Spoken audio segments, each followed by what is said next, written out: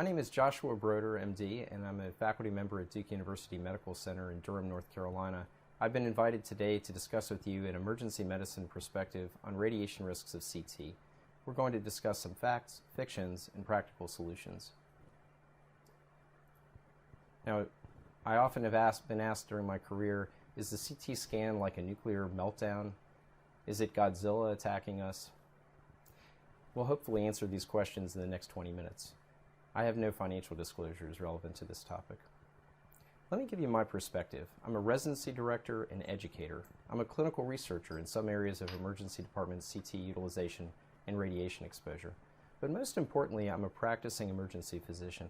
I don't have the luxury of avoiding these issues. In fact, I encounter them every day during my clinical practice and have to discuss them with patients and colleagues. So let's talk about our objectives. Is CT dangerous? And if so, in what degree? Are providers aware of the risk? What are the options to reduce risks? And what should we tell our patients? Let me give you a time perspective on this. In 1999, I was an intern in emergency medicine at the University of Maryland, a time when CT was just coming into vogue for evaluation of appendicitis, renal colic, and pulmonary embolism. And over the next several years, finishing my residency and beginning my career as an academic emergency physician, I noted an increasing use of CT in our emergency departments. I studied this at the University of North Carolina and over a 5-year period demonstrated increases of up to 500, 600% for some CT indications. This was astonishing to me. Now, the risks are some that we should consider for our patients and for ourselves. If we were in the room as early practitioners were with their patients undergoing X-ray, perhaps we'd be more attuned to the potential risks for injury from CT or other diagnostic tests. By 2007, we were seeing national increases in radiation exposure, largely based on CT exposures of up to 600%. And important review articles were coming out in major journals highlighting these risks. In November 29, 2007, Renner's review article was released in New England Journal of Medicine, and it was minutes later, after the announcement in his review that perhaps 2% of U.S. cancers are now attributable to CT, that this was picked up in the popular press. And I found this report on the AP, and interestingly, the report demonstrates CT and announces that millions of Americans, especially children, are needlessly getting dangerous radiation from super X-rays that increase the risk of cancer and are increasingly used to diagnose medical problems. Now, the use of the AP's term study is interesting because Brenner's report, while based in the best science available at the time, was not a study, but a summary of existing evidence. Other researchers continue to describe the radiation risks and project the cancer risks from CT use over the next several years. Nationally, U.S. physicians were also characterized as oblivious to radiation exposure risks.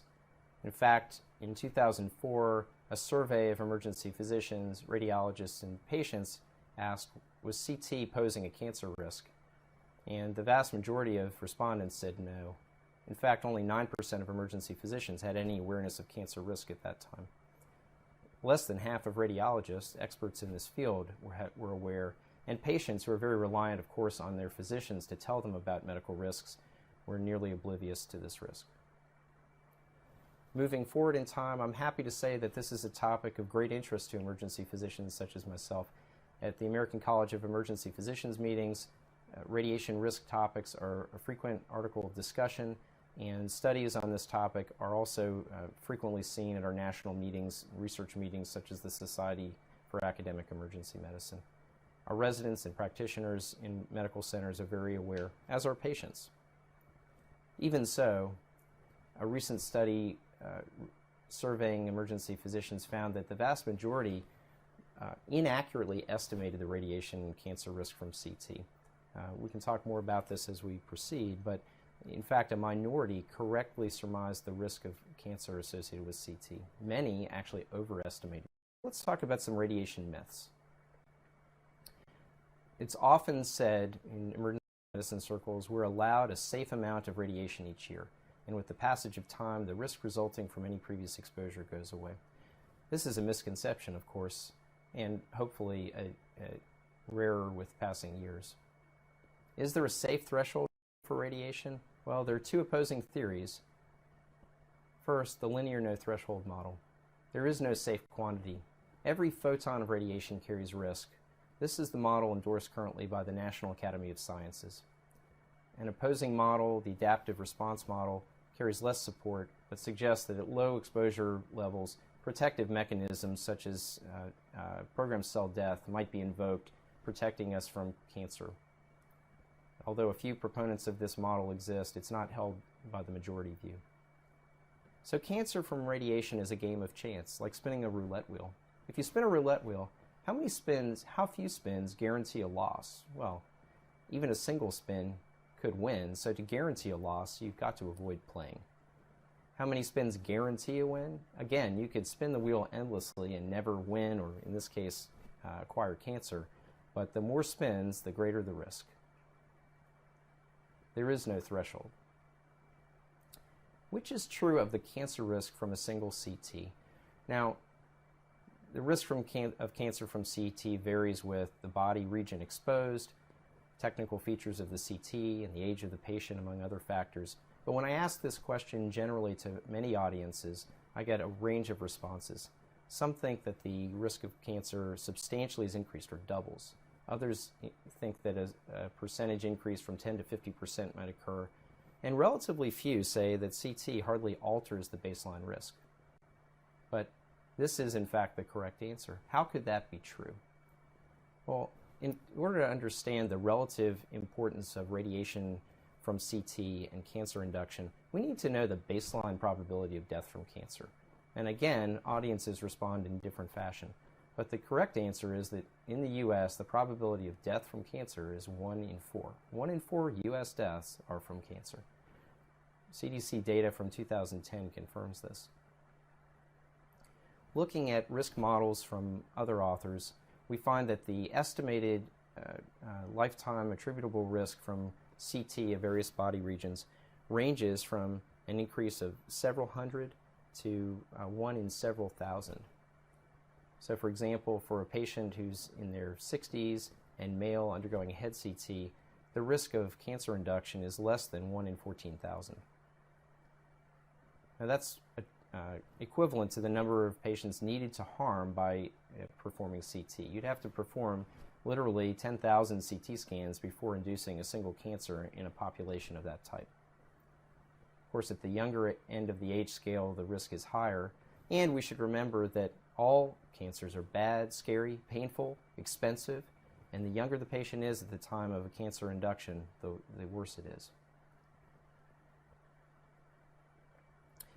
This is essentially a population-based risk with an estimate of over 29,000 cancers induced in a single year from CT use alone in the United States. Unfortunately, many of our patients don't undergo a single CT, but repeated CTs of various body regions over the course of their lifetime. So we do need to consider that multiple exposure risk. In one study of emergency department patients undergoing multiple CTs, the median increase in risk was 1 in 110, the mean 1 in 82, and the maximum increased risk in one patient was 1 in 17. Should reducing CT radiation exposures matter to emergency physicians? We're a field most concerned with acute injury and illness, and yet we should be concerned. The fear of radiation exposure contributes to patient anxiety and can adversely affect patient and physician decisions. The costs of CT and the cost of future cancer care are very important in a resource-limited environment. Emergency department patients who are repeat recipients of CT are at risk, as we've discussed. And we have a charge as physicians to first do no harm. It is also possible that we are underestimating cancer risks from CT. The modality is new, and most of the information we have about cancer risks is derived from other exposures, not CT. We'll know more in the future, but for now we're modeling this, and there are some error bars around those estimates of risk. Of course, as emergency physicians, we face a paradox. Our risk stratification tools for every disease process and injury known to man can only reduce our estimates to around the 1 or 2% level. The risk of cancer is usually well under this 1% risk from CT, but somehow we're supposed to avoid using CT while not missing acute disease or injury. What are some of the drivers of increasing CT use in the emergency department? There are multiple factors. The ED is an arena for some of the sickest patients in our population, and many of them warrant CT. It's an area of high medical legal risk, and this is certainly a driver for some decisions. Although, personally, and from my experience with other emergency physicians and physicians in every specialty, I truly believe that physicians make decisions based on what they think is best for the patient, and we hope to avoid harm to the patient in the process. The emergency department is also the confluence of multiple medical specialties, and increasing utilization of CT in the emergency department, while often attributed to emergency physicians, is the product of all medical specialties, from emergency medicine to surgery, internal medicine, orthopedics, and beyond. Patients have a desire for certainty, as do physicians, about diagnosis and prognosis. Top strategies to reduce CT, from my experience, include asking, do I need this information? And we should hunt only for those injuries and diseases that matter most. The Canadians have been true leaders in this realm with decision instruments such as the Canadian CT head rule and cervical spine rules that characterize injuries based on the need for intervention and seek to derive clinical guidelines that would only lead us to diagnose those diseases and injuries. We should look at existing images from the patient. Often the questions we want to answer are actually answered already by tests the patients have undergone in the past. Now, we're hampered by the lack of a truly integrated electronic medical record system in the United States, but in many cases the hospital we work in is where those images reside, and we should do our best to access them. We should read medical records. Again, sometimes the patient's medical records reveal the answers to our questions, and CT need not be used. We should use clinical decision rules that I've talked about. There's little excuse in a modern society for avoiding use of decision rules that are the product of outstanding prospective research and are also have cost the society millions of dollars in many cases to perform. We should stop bundling CTs. This is a common practice I've seen, and I'll define my term. In some cases, a patient requires CT scan of the brain for good reason, but might not require cervical spine CT based on a well-validated clinical decision rule. In some cases, physicians seem to ignore the existing clinical decision rule and go ahead and order both CTs rather than focusing on an area that requires evaluation. We shouldn't be enablers. We all know the meaning of an enabler in the psychological sense, and when we work with physicians in other specialties who request a CT, we shouldn't simply go along with that request if we have good reason to believe the patient doesn't require it. In some cases, simply having a discussion with the other physician about the risks and benefits and the indications for CT may be enough to quell any concern and avoid an unnecessary CT. Of course, we should use another modality when available: ultrasound, MRI, or observation of the patient.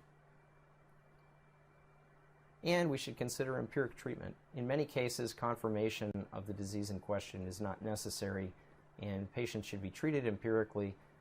A classic example would be a patient with a very high risk of appendicitis clinically perhaps should simply undergo surgery if other modalities are not available.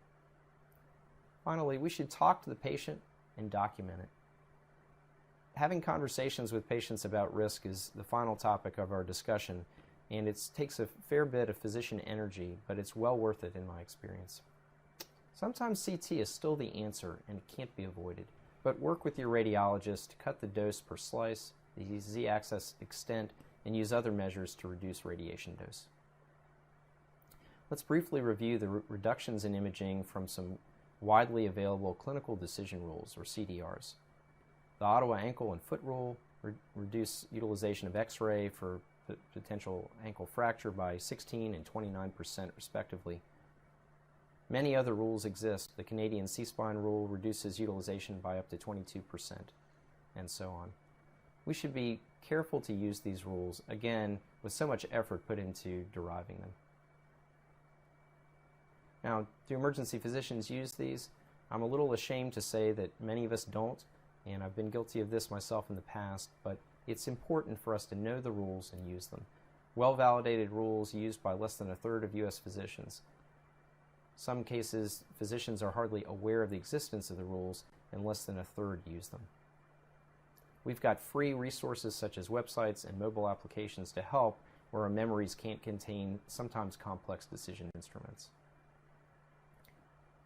We should look to alternatives like ultrasound, and this isn't just the responsibility of emergency physicians, but of healthcare systems. Emergency physicians work day and night, weekdays, weekends, and holidays, and we need a unified strategy for diagnosis. When alternatives to CT are only available during weekdays and during work hours for the general population, we are unlikely to turn to those, and we may not think of them at times when they are available if they're not part of our common armamentarium. We should and ask them to take care when recommending additional exams or ordering repeat studies. In one study, radiologists recommended an additional imaging study in 31% of emergency department CT reports. Now, commonly, the emergency physician will follow the lead of the radiologist with that recommendation. Now, of course, emergency physicians should take responsibility as well. Many repeat exams are initiated by us and by other clinicians. A brief word on radiation measures. Throughout the literature, you'll see a range of measurements, scales, Roentgen, Rad, and REM, no longer used as the accepted SI units. Instead, we've replaced those with the Gray, the Sievert. Unfortunately, these terms are not useful in talking to patients. In fact, physicians hardly understand them ourselves. We need to talk to patients in terms they understand. For example, if I say to the patient, this CT will expose you to 10 millisieverts, or about 4 years worth of background radiation, or about 500 chest x-rays, this really means very little.